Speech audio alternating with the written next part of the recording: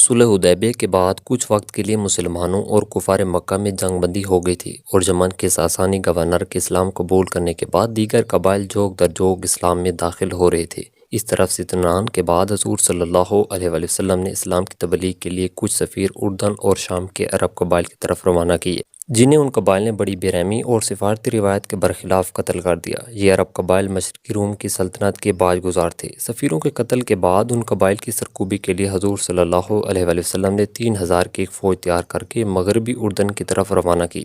حضور صلی اللہ علیہ وآلہ وسلم نے سپہ سالاروں کی ترتیب یہ رکھی تھی کہ حضرت زید بن حارثہ رضی اللہ تعالیٰ عنہ کو اس لشکر کا امیر مقرر کیا۔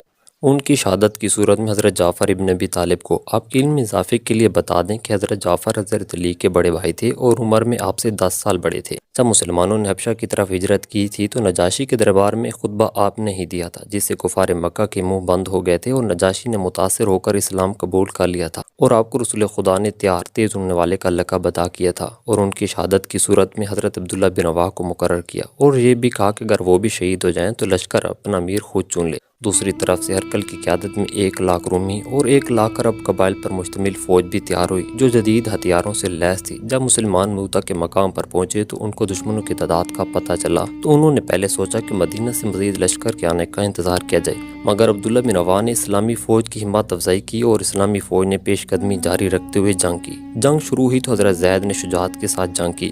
رومی افواج تجربہ کار تھی، انہوں نے زید بن حارثہ کو نیزوں کی مدد سے زمین پر گرا کر شہید کر دیا، تو حضرت جعفر تیار نے علم سنبھال کر اسلامی فوج کی قیادت کی، مگر جب وہ گھیرے میں آگئے اور محسوس کر لیا کہ اب شہادت قسمت میں لکھی ہے تو گھوڑے سے اتر کر پیادہ جنگ کی، اور آپ اتنی خون ریزی سے لڑے کہ رومی فوجوں کی صفوں کی صفیں چیر کر رکھ دی۔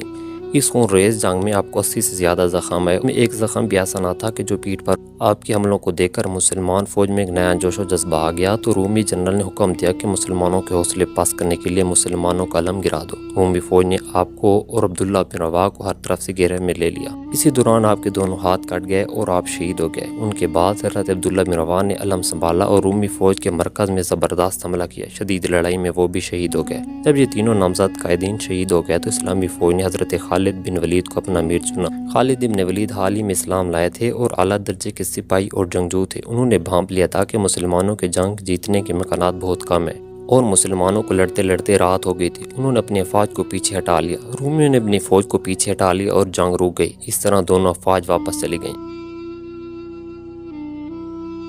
جنگ کو کسی کی فتح یا شکست نہیں کہا جا سکتا، البتہ نتائج مسلمانوں کے حق میں نکلے۔ اول تو لوگوں نے پہلی دفعہ دیکھا کہ روم میں کتنے بڑے لشکر اور کسی نے للکارا ہو اور بے جگری سے لڑے ہوں۔ لوگوں کے ذہن سے رومیوں کی دہشت بہت کم ہو گئی۔ دوسرا یہ کہ شام اور اردن کے لوگوں کو مسلمانوں اور ان کی زبردست طاقت کا تعارف ہو گیا تھا، کیونکہ یہ پہلی اسلامی فوج تھی جو مدینہ سے اس قدر باہر جا کر لڑی تھی۔ اس علاقے کے لوگوں کے لیے مسلمانوں کا جذبہ شہادت ایک بالکل نئی چیز تھی۔